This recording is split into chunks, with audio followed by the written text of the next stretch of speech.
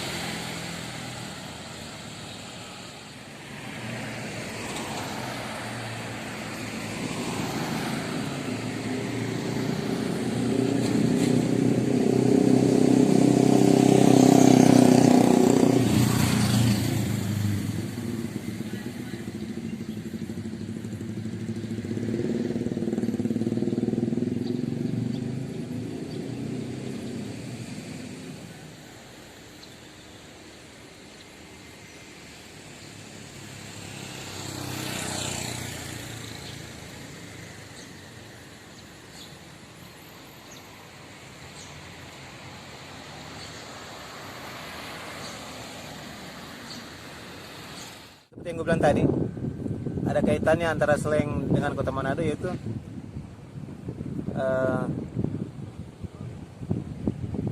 cukup banyak ya fans mereka di Manado sini. Mau dari yang terkoordinir sampai yang nggak terkoordinir. Maksud gue yang nggak terkoordinir tuh orang-orang yang suka slang tapi nggak mau ikut dalam, nggak ikutan gabung dalam slang fans club. Itu di luaran banyak. Nggak bisa dipaksain juga sih, karena nggak suka-suka orang juga. Tapi gue mau cerita soal pertama kali slang konser di Manado. Itu tahun 94. Slang baru punya 3 album. Konser di Manado berlangsung 3 hari berturut-turut. Tapi hari pertama di salah satu tempat gaul anak muda, masih di gedung yang sama, di Gedung Juang Manado, yang sekarang jadi gereja, rumah ibadah umat Kristiani. Di Gedung Juang ini di era 90-an awal, mulai 90-an awal dulu, sering jadi lokasi konser grup atau penyanyi dari ibu kota Jakarta, yang artis nasional. Dan salah satunya ada slang. Konsernya tanggal 5, 6, dan 7 Juni. Gue nonton yang tanggal 6 dan 7 di lantai 4 Gedung Juang. Itu berbentuk, memang untuk lokasi pertunjukan sih situ. Ada susunan tempat duduk, mirip tribun. Tapi sebenarnya konser ini nggak sengaja juga sih.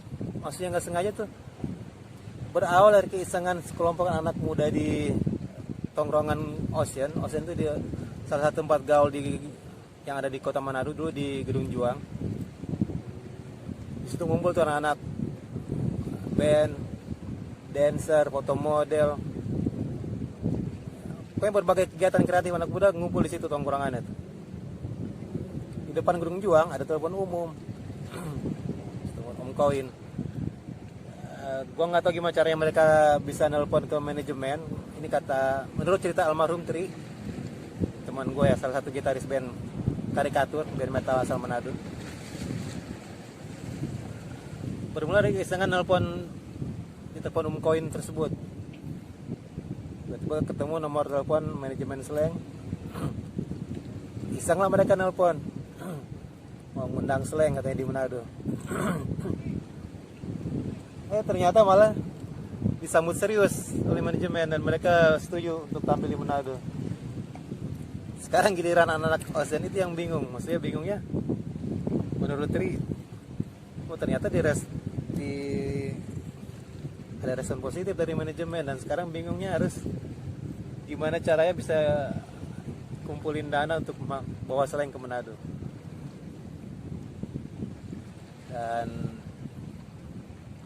dengan usaha keras mereka akhirnya berhasil lah deal dengan Slank untuk main di Manado. Jadi seingat gue 2 minggu atau 3 minggu sebelum konser, pamflet acara udah bertebaran di berbagai sudut kota. Dan waktu itu ya anak-anak muda di Manado kan antusias, maksudnya ini band rock yang udah sampai 3 album belum pernah main di Manado, dan kita cuma bisa lihat di TV, di video-video klipnya. Tiba-tiba mereka akan datang ke Manado ya.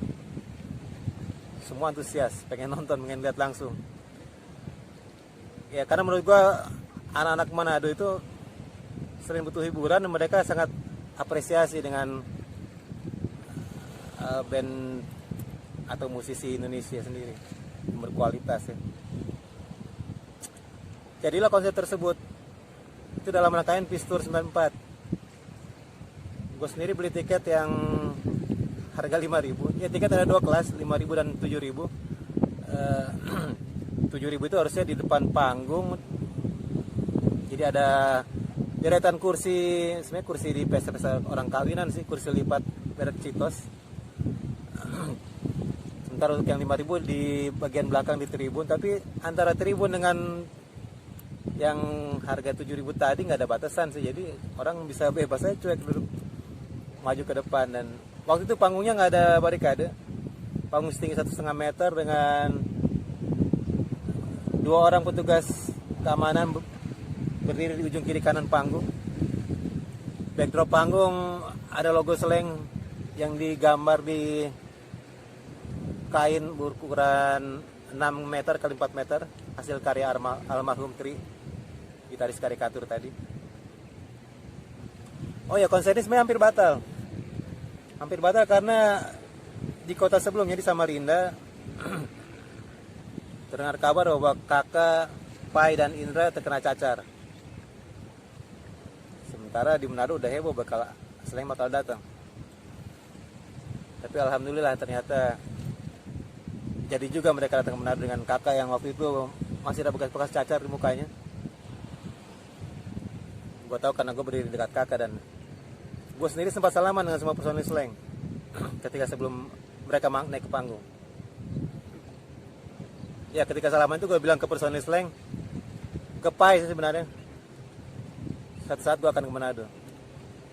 Dan lo tahu omongan tersebut jadi kenyataan. Suatu saat gue akan ke Potlot. Ternyata gak boleh sembarang ucap sebenarnya. Ucapan itu ternyata jadi kenyataan. 5 tahun setelah konser tersebut, gue datang ke Potlot sampai akhirnya bisa kerja di sana. Tapi tadi yang gue ceritain,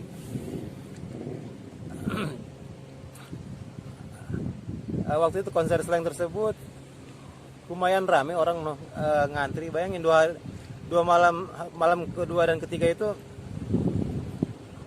terjadi antrian panjang sih di depan Gedung Juang waktu itu. Tiket memang sampai beredar tiket palsu saking antusiasnya orang untuk nonton Slank. Dan di konser tersebut lagu Histeris dari album Peace jadi lagu pembuka.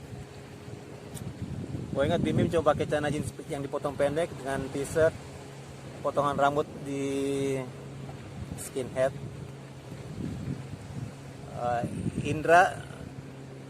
Indra dan Bongki tanpa alas kaki, begitu juga Kakak, mereka nyeker di panggung. Hanya Pai yang terlihat rapi, seperti gaya biasanya, t-shirt, celana jeans dan sepatu cats andalannya. Dan memang konser yang fenomenal menurut gue. Selama ini kita hanya ngeliat Slank dengan gaya Slankannya di TV, tapi tiba-tiba mereka di depan mata kita bisa bersentuhan langsung, interaksi langsung. Surprise.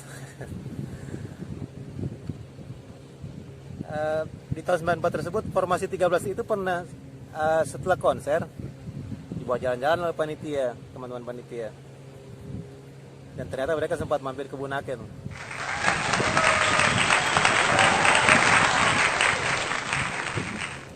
Ada kejadian lucu juga waktu di Bunaken menurut almarhum Tri. Jadi antara panitia dan personel Slank sama gondrongnya dan sama selengean ya tampilannya. Ketika mereka di Bunaken, penduduk kampung dengan antusias menyalami rombongan, tapi yang disalamin bukan personel Slank, melainkan anak-anak panitia tadi. Karena zaman itu kan ya orang ngelihat artis itu cuma di TV, dan TV waktu itu cuma TVRI satu-satunya. Enggak sih, 94 sebenarnya udah ada RCTI, CTV, tapi kan ya itu tadi siarannya mungkin ya orang di pelosok belum dapat angkep, kecuali pakai parabola kali. Dan itu tadi ya, menurut cerita almarhum Tri, ya mereka cuek aja membalas salaman tersebut dengan para warga di kampung. Sementara Slangnya sedang asik main bola di pinggir pantai. Kejadian lucu yang terjadi Slang di Bunaken. Oke, orang Bunaken keturunan, walaupun nggak lahir di Bunaken sih, tapi bangga juga loh. Slang pernah ke Bunaken. Yes. Itu untuk pertama kalinya Slang main di Manado dan terakhir kalinya bagi formasi 13. Jadi untuk yang pertama dan terakhir kali, karena setelah mereka pecah sampai Bongki Indrapai membentuk BIP, sampai video ini gue bikin juga, vlog ini gue bikin, 3 orang tersebut belum pernah lagi datang ke Manado. Ya mudah-mudahan, doain aja sih, siapa tahu BIP, personel BIP ada yang nonton video ini dan mereka tertarik untuk ke Manado lagi. Siapa yang tahu. Ya, mudah-mudahan aja ucapan gue dicatat malaikat dan jadi kenyataan. Ya balik lagi ke konser Slang. Kenapa gue bilang tadi Manado ada keunikan, ada hubungan yang unik dengan Slang formasi 13 maupun 14. Yang pertama, Slang formasi 13 pertama kali dan terakhir kali main di Manado di Gedung Juang tahun 94. Dan selain formasi 14, Kakak Bim Bim Bongki Kakak Bim Bim Abdi Ivan Rido untuk pertama kalinya main di Manado di Gedung Juang juga. Jadi di tempat yang sama di mana formasi 13 main sebelumnya. Konser tersebut, kalau yang selain formasi 13 dalam rangkaian Pistol 94, kalau yang formasi 14 rangkaian konser PIS 30 kota. Promotornya Deteksi Production, sponsornya Sampurna. Mereka main di Gedung Juang tanggal 2 Juli 98, 4 tahun setelah formasi Slang yang tahun 94 tadi.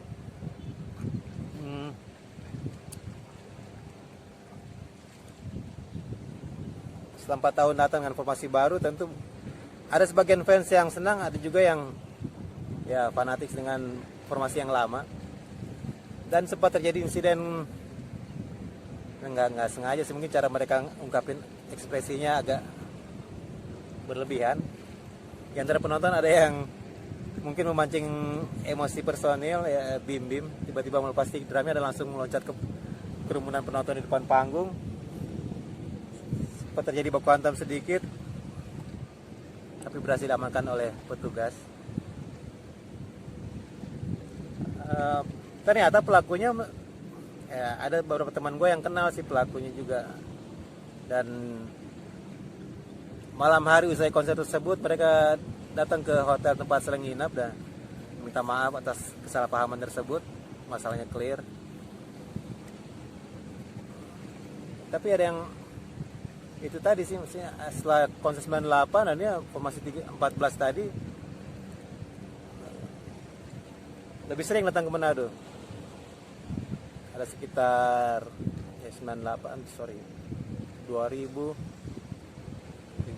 2003, 2004, 8 kali mungkin setelah konser 98 tadi mereka akhirnya 8 kali, lebih dari 5 kali mereka datang ke Manado setelah konser tersebut.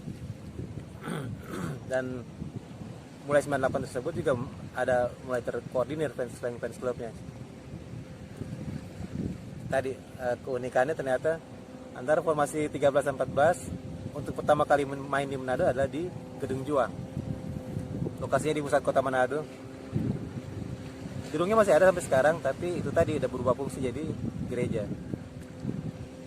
Nah, itulah salah satu tempat di mana banyak artis nasional, band nasional Indonesia yang menggelar konser di gedung tersebut. Dari yang pop, rock, dan lain-lain.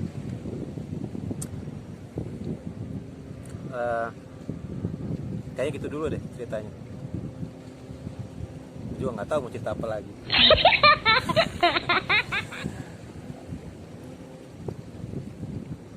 Tapi di video ini lo bisa lihat ya foto-foto, bukan foto sih, video-video Gedung Juang yang gua rekam sebulan sebelum gua bikin vlog ini. Mudah-mudahan teman-teman selengkar yang mungkin yang nonton konser tersebut 94 atau 98 ya bisa sedikit terhibur dengan memori Gedung Juang. Ya udah deh. Assalamualaikum warahmatullahi wabarakatuh. Salam sejahtera buat teman-teman semua. Peace.